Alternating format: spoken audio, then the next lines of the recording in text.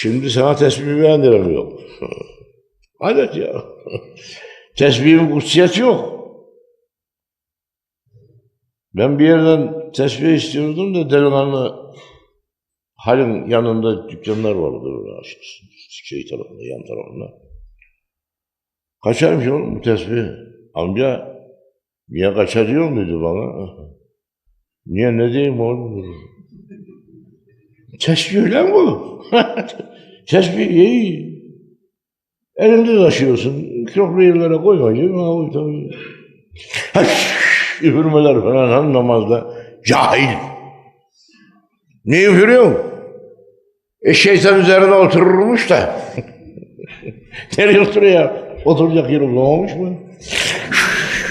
Şöyle. Ayet-el Kürsi yollar bile üfürürler baştan sona. Hurafa bunlar, hurafa. İltifat etmeyin böyle şeylere. Anlamsız şeylere iltifat etmeyin.